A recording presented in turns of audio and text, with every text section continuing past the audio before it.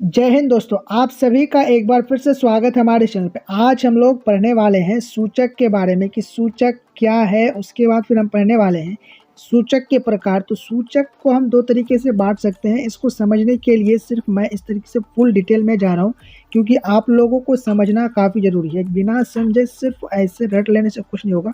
इसीलिए मैं इसको दो आधार पर जो बताया गया है आपकी किताब में उसको फुल डिटेल से डिस्कस करेंगे आज।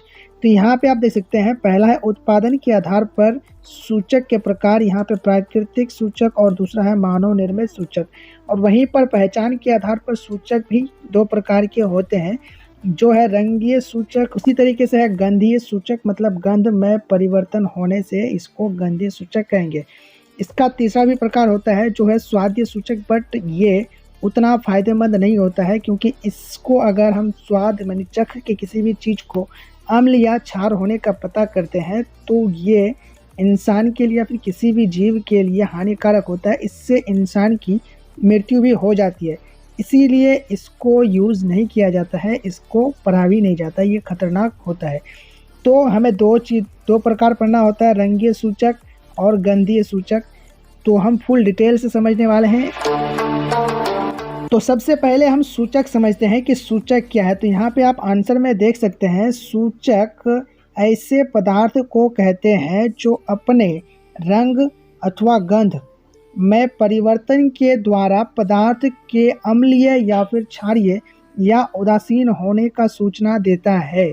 मतलब कोई पदार्थ अम्लीय है या क्षारीय है या फिर उदासीन है, उसका जिस तरीके से हमें पता चलता है उसी को सूचक कहते हैं। चाहे वो गंध के रूप में पता चले, स्वाद के रूप में पता चले या फिर रंग के परिवर्तन के कारण पता चले, तो वो होगा सूचक। अब बात करते हैं सूचक के प्रकार के बारे में। तो यहाँ पे आप देख सकते हैं, सबसे पहले हम प्राकृतिक सूचक पढ़ते हैं। वहाँ पे आपको दिया गया है वैसे सूचक जिनके प्राप्ति प्रकृति से होती है, उन्हें प्राकृतिक सूचक कहते हैं। जैसे में आप देख सकते हैं, लिटमस एक प्राकृतिक सूचक है, इसको इंसान नहीं बना सकता है, ये प्रकृति द्वारा प्राप्त होता है। इसी तरीके से हल्दी, उसी तरीके से तीसरा है चुकंदर, लाल पत्ता गोभी इत्यादि। मतलब इस तरीके से जितने भी चीज़ें हैं जो प्रकृति से प्राप्त होती है और जिनसे पता चलता है किसी पदार्थ के अम्लीय या क्षारीय या फिर उदासीन होने का, तो उसको प्राकृतिक सूचक कहेंगे। अब बात करते हैं हम संश्लेषित सूचक यानी मानव निर्मित सूचक के बारे में। तो यहाँ पे आप देख सकते हैं, संश्लेषित सूचक का डेफिनेशन लिखा हुआ है, वैसे सूचक जो मनुष्य के द्वारा बनाया गया है उसे संश्लेषित सूचक या फिर मानव निर्मित सूचक कहते हैं।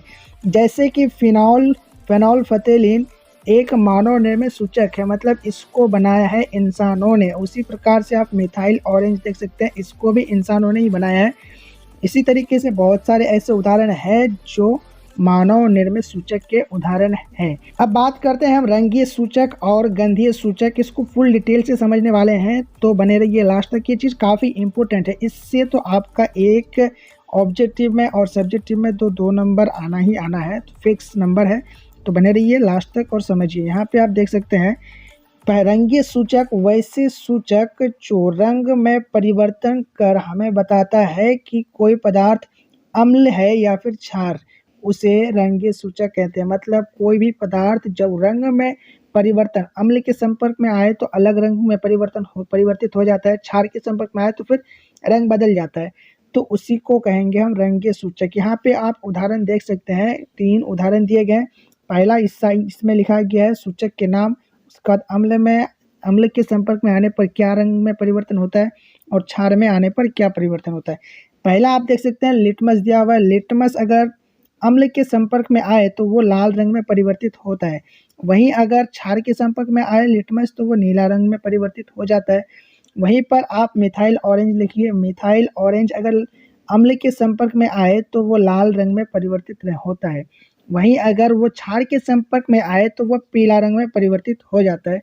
उसके बाद तीसरा है फेनोल्फथेलीन, जो अगर अम्ल के संपर्क में आए तो कोई भी परिवर्तन नहीं होता हुआ दिखता है, लेकिन यानी कोई परिवर्तन नहीं होता है, लेकिन अगर क्षार के संपर्क में आए तो गुलाबी रंग में परिवर्तित हो जाता है, मतलब बदल जाता है। तो ये कुछ उदाहरण थे जो काफ़ी इम्पोर्टेंट थे, इनको आप लिख लीजिएगा, नोट कर लीजिए। अब बात करते हैं गंधीय सूचक के बारे में। इसका डेफिनेशन आप यहाँ पे देख सकते हैं। यहाँ पे लिखा हुआ है ऐसे पदार्थ जो गंध में परिवर्तन द्वारा बताता है कि कोई पदार्थ अम्ल है या क्षारीय, उसे गंधीय सूचक कहते हैं। तो यहाँ नीचे कुछ सूचक के नाम दिए गए हैं। यहाँ पे आप सूचक में है पहला प्याज, उसके बाद है लौंग तेल, उसके बाद वेलिना। तो यहाँ पे जो गंध में परिवर्तन होता है तो अम्ल के संपर्क में आकर क्या परिवर्तन होता है और क्षार के संपर्क में आकर क्या परिवर्तन होता है।